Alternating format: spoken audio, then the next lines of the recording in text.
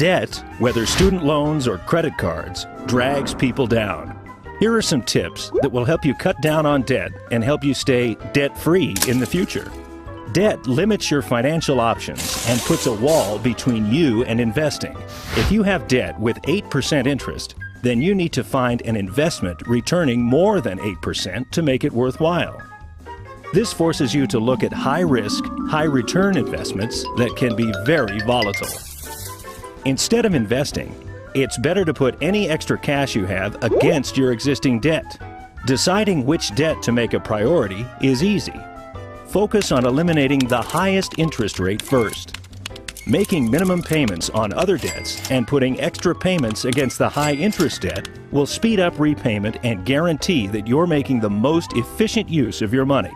This is the debt snowball method.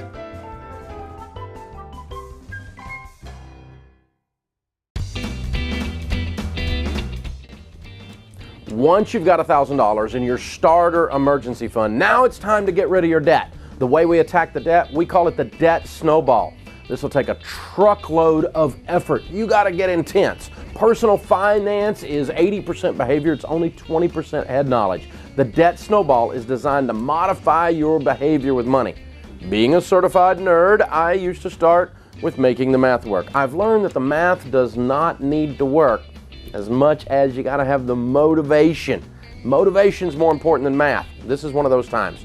In the debt snowball method, what you do is you list all your debts, smallest to largest. You pay minimum payments on everything but the little one, and you attack the little one with a vengeance. This is the way you got to do it. Hey, listen, even those loans from mom and dad or medical debts that have zero interest, I don't care if there's any interest. You got to get out of debt. And what we're going to do is knock out the smallest one. Because when you knock out that smallest one, you have this sense of, hey, I won. I knocked it out. I'm killing it. And that's what you got to have. You got to get fired up. And so when you knock off the little one, it's kind of like going on a diet and losing weight. So again, with the debt snowball, what we're going to do is we're going to list the debts smallest to largest, regardless of interest rate.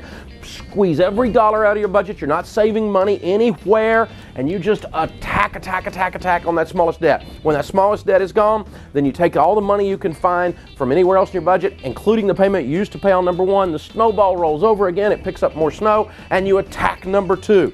And you just go right down the list like that. Now, why don't we go highest interest rate to smallest interest rate, Dave? That'd be mathematically correct. Darling, if we were doing math, you wouldn't have credit card debt. So think.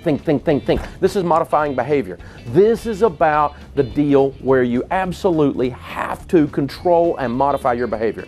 That's the deal. You got to get fired up. And when you get the first one, you'll get excited. When you knock off the second one, you get a little bit more excited. By the time you've knocked off 4 or 5, you're going to get so intense, you're going to have such blinders on that you're going to have the emotional passion to change your family tree. This stuff works. Pay off everything but your house in baby step 2 using the debt snowball.